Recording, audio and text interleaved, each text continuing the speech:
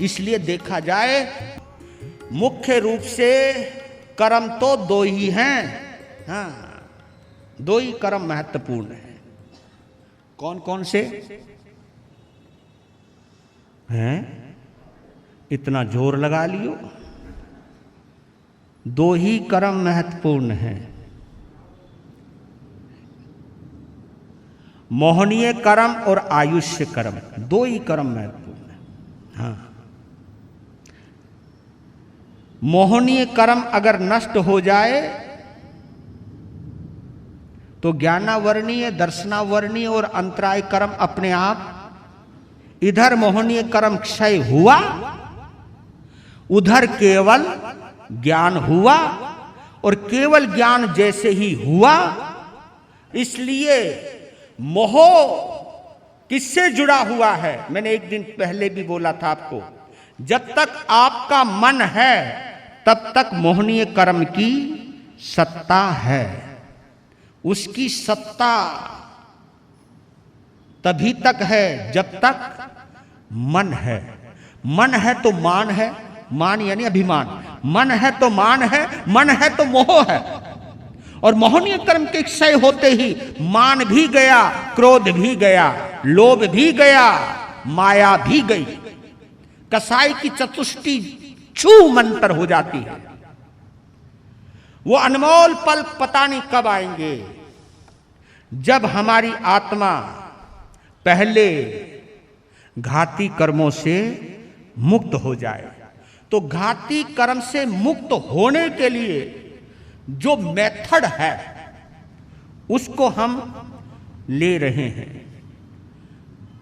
साधु संत सीधा आपको क्या करता है? समायिक में बैठा देता है, समायिक करो, समायिक करो।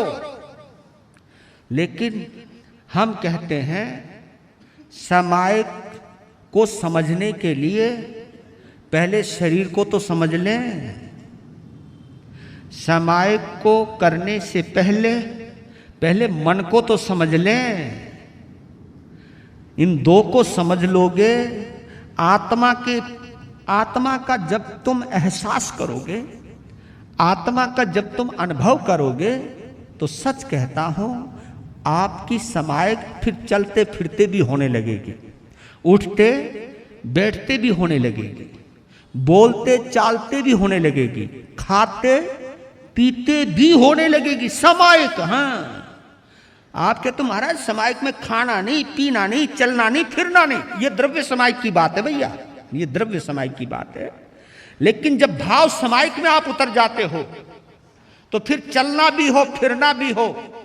उसके लिए एक बहुत बड़ी बात कही है कि वो खाते हुए भी नहीं खाता। जय हो।